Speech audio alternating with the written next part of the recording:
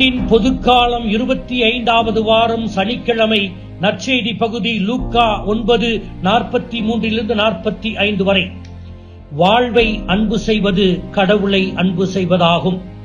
அதைவிட நமது ஒவ்வொருவருடைய வாழ்வின் துன்பங்களில், அதுவும் தகுதியற்ற துன்பங்களில் வாழ்வை நேசிப்பது கடினமானதும் அதே சமயத்தில் பாக்கியமான ஒன்றாகும்.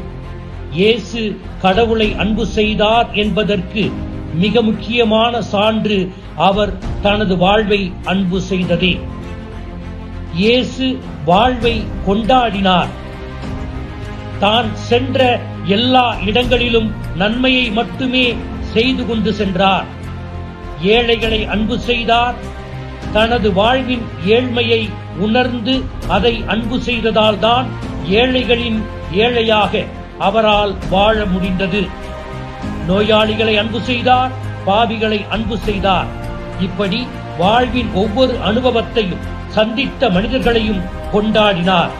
வாழ்வின் யதார்த்தங்களையும் சவால்களையும், எதிர்ப்புகளையும் ஏச்சுப் பேச்சுக்களையும், தன் வழி தந்தையின் வழி என்று புரிந்து கொள்ளாதவர்களையும் கூட அன்பு செய்தார்.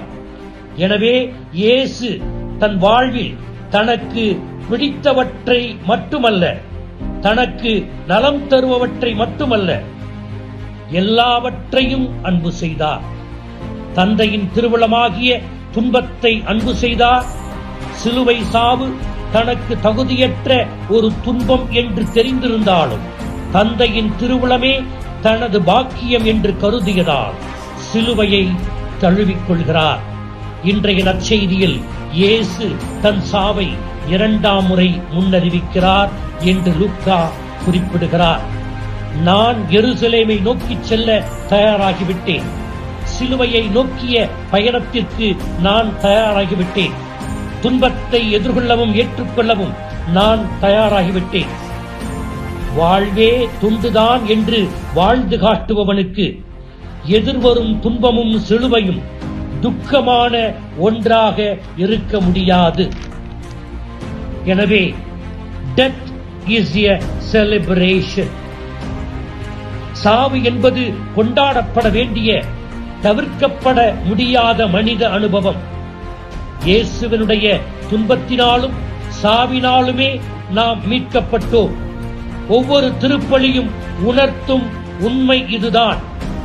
இயேசுவின் பாடுகள், மரணம், உயிர்ப்பு, ஒவ்வொரு திருப்பலியிலும் நாம் அவற்றை கொண்டாடுகிறோம்.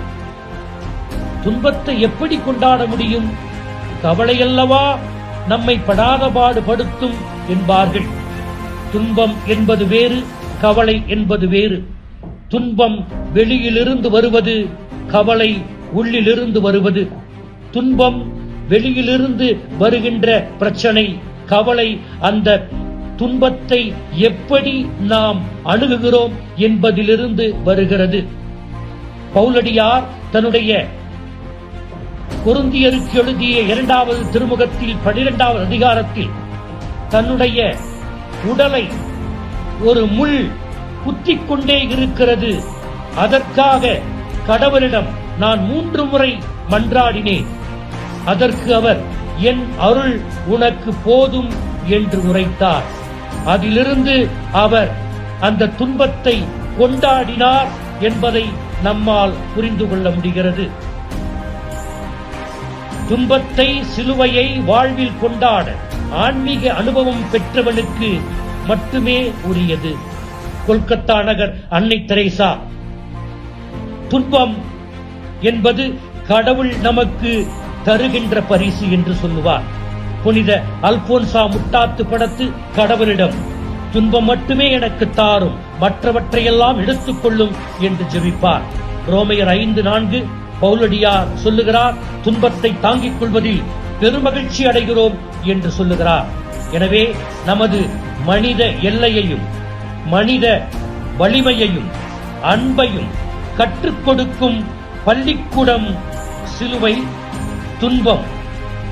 இந்த பள்ளிக்கூடத்தில் கற்க வேண்டியது ஏராளமாக இருக்கிறது. ஆன்மீக முதிர்ச்சி அடைய வேண்டியது ஏராளமாக இருக்கிறது. சிலுவையை நேசிப்போம், இயேசுவை பின்பற்றுவோம், ஆமேன்.